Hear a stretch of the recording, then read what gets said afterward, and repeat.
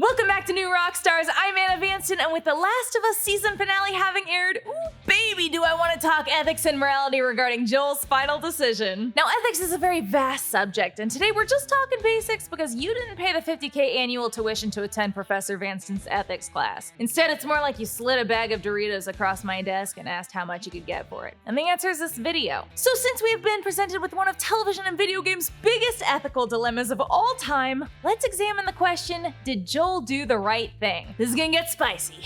A quick reminder before we begin to check out nerdriot.shop, where you can pick up our The Last of Us inspired t-shirt Look for the Light. Support the channel and check out all of our latest and greatest merch options over at nerdriot.shop. Now there are a couple of important things I want to preface up top. Number one, I'm going to be talking about The Last of Us show today. So there are some things that are exclusive to the show that I'm going to be mentioning, and there are some things exclusive to the game that I'm not going to be mentioning. So that's the deal. Number two is that whenever this conversation happens, the skepticism of if the procedure would work or if a cure is scientifically possible inevitably comes up. However, I think this just waters down the philosophical debate. The ethical question I'm interested in exploring is if Joel made the right decision to save Ellie over saving humanity. So for all intents and purposes, for today's video, let's just assume that had the procedure happened, a cure would have been developed. It's a much more interesting conversation. And with that, let's dive into the morality pool.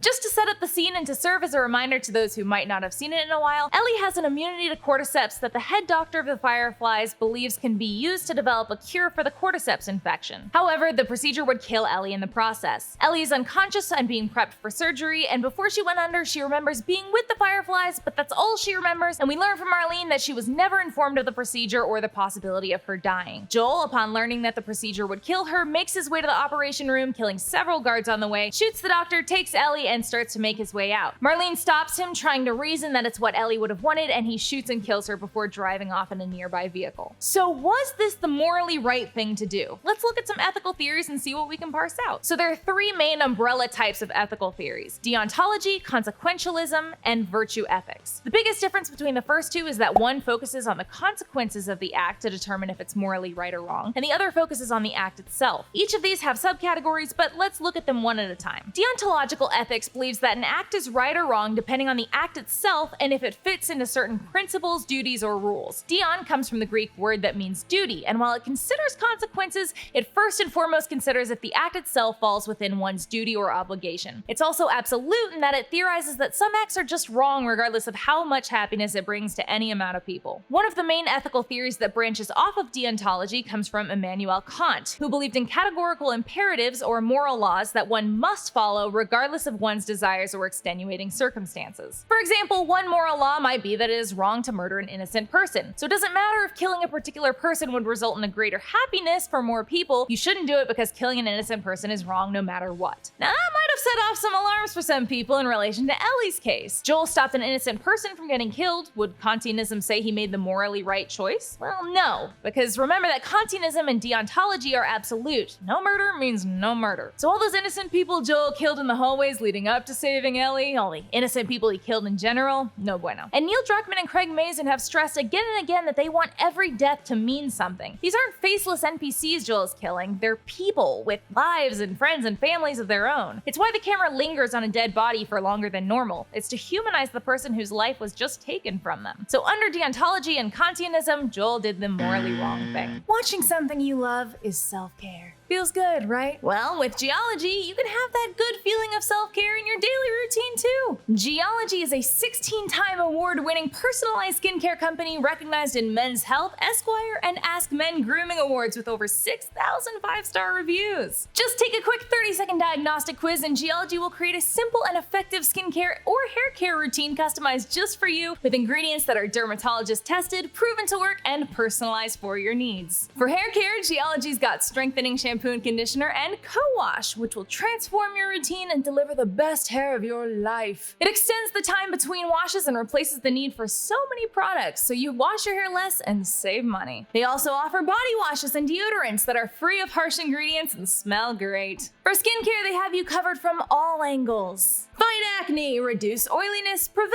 wrinkles, combat dark or puffy under eyes, have smoother, hydrated skin, and target signs of aging. Their daily personalized skincare routine Greene comes with 2 face washes, morning face cream, retinol night cream, and eye cream. And right now, for a limited time, you can get a 5-piece trial set for only $15 if you use the code ROCKSTARS70 at checkout. That's over $50 of product for just $15. On top of that, you'll get an additional bonus offer on one of their brand new skin, hair, and body products of your choice when you add it to your trial. To get started, just click the link in the description. So then let's look at consequentialism. Consequentialism, as the name suggests, determines if an act is right or wrong based on if it has good or bad consequences. An example of how consequentialism values the consequences of an act over the act itself is telling a lie to save someone's life. Many people would agree that the act of lying is wrong, but if the consequence of telling a lie is saving someone's life, then under consequentialism, lying would be the morally right thing to do. One of the biggest ethical theories that falls under this umbrella is utilitarianism. Utilitarianism says that we must choose the action that brings the greatest good to the greatest number of people, good in most cases being happiness. Utilitarianism is other regarding and says that as far as morality goes, you are no more special than anyone else. Your happiness means the same as someone else's happiness, and sometimes you have to sacrifice your own happiness for the greater good. Those alarms ringing again? Yes, a utilitarian would say that Joule should sacrifice his own happiness, i.e. Ellie, because it would provide the greatest happiness for the greatest number of people, and that by killing all of those people and saving one person over humanity as a whole, Joule has made the morally wrong choice. So we move on to the third main ethical theory, virtue ethics. Virtue ethics aims to answer the question, what kind of person do I want to be? It is by far the most vague and personal theory, as it gives no clear guidelines apart from act as a virtuous person would act given the situation. And since the definition of a virtuous person is subjective, it's difficult to apply from an outsider's perspective, but I think we can safely say the exemplary virtuous person probably wouldn't have made as many murdery decisions as Joule did. So to sum up these 3 main ethical theories, it's pretty common to use Batman as an example and pose the question, should Batman kill the Joker? If Batman was a deontologist, which happens to be the case here, he shouldn't kill the Joker because killing people is wrong. If Batman was a consequentialist, he should kill the Joker because it would ensure that the Joker won't kill anyone else ever again. And if Batman subscribed to virtue ethics, he would have to ask himself if he wanted to be the type of person who kills people. You may sense some saltiness I have over how vague this one is, and that's because I'm salty over how vague it is. But if Joel's decision doesn't fall under utilitarianism, Kantianism, or virtue ethics, what ethical theory does his choice fall under? My answer is actually a different branch of consequentialism, egoism, specifically ethical egoism. Under ethical egoism, one should act to produce the highest likelihood of long-term happiness for oneself. Ethical egoism states that the promotion of one's own good is in accordance with morality, and that one ought to perform an action if and only if performing that action maximizes one's self-interest. Now this might ruffle some feathers, because as someone looking in, we can see non-self-centered reasons why Joule might make his decision. A lack of consent on Ellie's end being a huge one. I know that would certainly be one of my biggest concerns regarding the whole situation, but to be honest, I don't think that the lack of consent was Joel's driving factor. After all, he didn't hold everything up until she was able to come to and give consent. He immediately took it upon himself to decide it wasn't going to happen. Why? I think a big reason is because deep down, he knew Ellie probably would have consented. Notice how when Marlene asks him what he thinks Ellie would decide and tells him she thinks Ellie would want to do what's right and he knows it, he can't respond. And in the car, he lies to Ellie, not only hiding the possible procedure from her, but telling her that they've stopped looking for a cure. He doesn't tell her about the procedure because he's terrified she might choose to turn around and go back. Ellie is the type of person who would want her death to mean something, and Joule deciding that she doesn't get to die then strips her death of its meaning and heroicism. Instead of her death potentially saving humanity, she will likely die like anyone else, by the hands of infected or raiders or of old age. If Joule was doing this for Ellie, he wouldn't have killed Marlene, who Ellie clearly cared enough about to ask if she was okay. He killed Marlene out of paranoia and fear that she could one day take Ellie from him again. If Joule was doing this for Ellie, he would have taken to heart her saying that after all they had been through, and a very important addition, after everything she had done,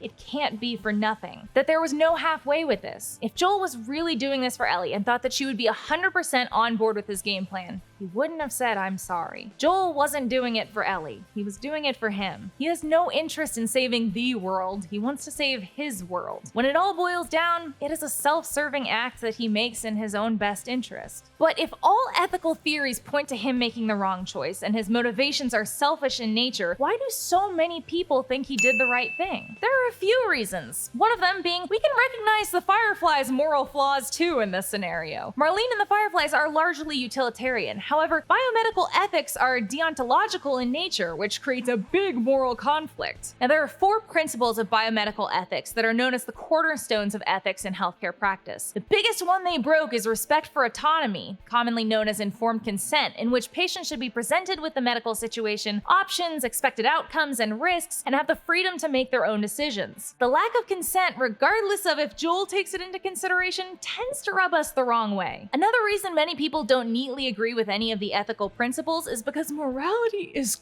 complicated. Especially in practice, it's not just critical analysis, it's mixed with emotion, it changes as we age, and it's often driven by our gut reaction over logical reasoning. There are flaws in criticism regarding every ethical theory, and in general, people tend to mix and match parts of each to make their decisions. And this leads to inconsistencies all over the place. Here, I'll prove it. So many people know the famous trolley problem. In short, you're on a trolley whose brakes have just failed. There are 5 people on the track ahead who will be killed if the trolley continues forward. However, there's also a track off to the right with 1 person on it, and there's a lever in front of you that you can pull to make the trolley go down that track instead. The question is, do you let the trolley continue straight and kill 5 people, or do you pull the lever and go to the right, killing 1 person? Since this is kind of a one-way street here, I'll just let you know that not everyone, but most people choose to pull the lever, the most common reason being that killing 5 people is worse than killing 1 person. However, let's make a slight amendment. Same situation, brakes failed on a trolley and 5 people are on the track, but this time you're standing on a bridge over the tracks, and next to you, and this is wild, but it's how the problem goes, next to you is a large man who you're sure that if you pushed him off the bridge would be hit by the trolley and bring it to a stop, saving the 5 people. Do you push this man off the bridge and kill him but save the 5 people? Interesting enough, many people who previously said they would pull the lever wouldn't push the man. In both scenarios, you are actively doing something to kill 1 innocent person and save 5. One final scenario. You are a transplant surgeon. There are 5 patients in critical condition, all needing immediate transplants. 1 needs a kidney, 1 needs a heart, 1 needs a liver, 1 needs a lung, and 1 needs a pancreas. The problem is they all have the same rare blood type, and you know that there are no matches on the transplant list. But you remember that a perfectly healthy patient with the same blood type has come in for a checkup and is taking a nap in the next room over while waiting to see a doctor. You could kill them and use their organs to save the 5 other patients' lives. Should you do it? Maybe unsurprisingly, the overwhelming answer to this one is usually no, you shouldn't kill that person and harvest their organs. Mostly because we don't want to live in a society where it's kosher to harvest innocent people's organs. But it's interesting how a lot of people's answers can change throughout these problems when oftentimes the root of the ethical dilemma is extremely similar. And that last problem actually echoes the scenario we're dealing with in the show pretty well. And in the case we just looked at, the majority of people don't believe an innocent person should be killed to save others. Fascinating. As I said, morality is more complicated than concrete ethical theories and rules, and it's so often led by our gut reaction. That doesn't necessarily mean our gut reaction is bad, but it's important to look at what drives it. And the strongest thing that makes people understand and potentially agree with Joule's decision is empathy. Of course, real-life parents empathize with the parental love that Joule feels and the willingness to do anything for that love. And when they were having people playtest the game and give feedback, the player was a parent, 100% of the time they agreed with Joule's decision. Now, that doesn't mean that acting out of love is necessarily right. Love can make people do bad things, and in fact, an overarching theme to this show is that love is inherently dangerous. And yet, it is instinctual and one of the most powerful driving forces that many people can empathize with. But this isn't the only level on which we can empathize with Joule. Even though Joule is never portrayed to be a perfect person, and in fact is more of an anti-hero, we still empathize with him because we've been with him for the entire journey. We see the extreme loss that he's gone through that causes the trauma that clouds his judgment. We understand his inability to accept losing another daughter figure because we have seen him lost in the darkness and we have seen him find his light.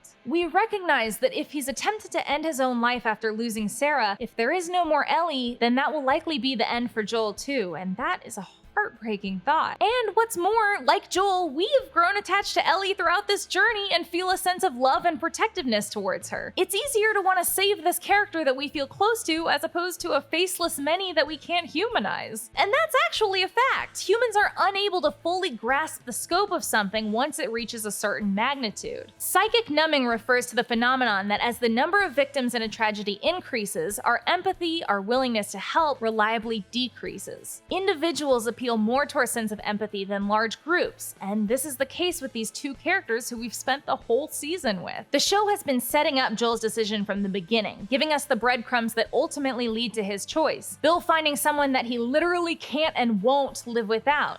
Henry putting the Kansas City rebels' lives at risk to save Sam, and Kathleen asking in disbelief if he really thinks one kid is worth everything. Tommy choosing to stop putting himself in danger's way to live a stable life with his new family. In each of these scenarios, we empathize with the characters they're focused around and understand why they make the choices they do. And so it follows that we understand and empathize on an emotional level with Joule's decision as well. So now I've given you both sides of the argument, and at this point you might be like, okay, but which side is right? And the answer is neither side is right and neither side is wrong. Because it's not about right and wrong, it's about the discussion. And that is the goal of The Last of Us, is to spark a conversation. You're meant to have conflicting feelings. It's a conflicting situation. And what a beautiful piece of art to be able to bring this conversation to the table and make people think without telling the audience it's right or wrong. And that's what this video was meant to achieve too. I hope it made you think, and I hope it sparks discussion. And I hope you'll voice your thoughts on the situation in the comments. That being said, this conversation rightfully evokes a lot of emotions in people, so please respect that and keep the conversation civilized. And because we're examining the show here, please avoid spoiling the second game for people until season 2 has passed, since the second season of the show will be based on the second game. But I do welcome your input in the comments. Let's celebrate the moving storytelling the first season conveyed by continuing the discussion, and eagerly await season 2. Until then, you can follow me on Twitter at Vanston, and follow and subscribe to New Rockstars at New Rockstars for more breakdowns of everything you love. Now, if you'll excuse me,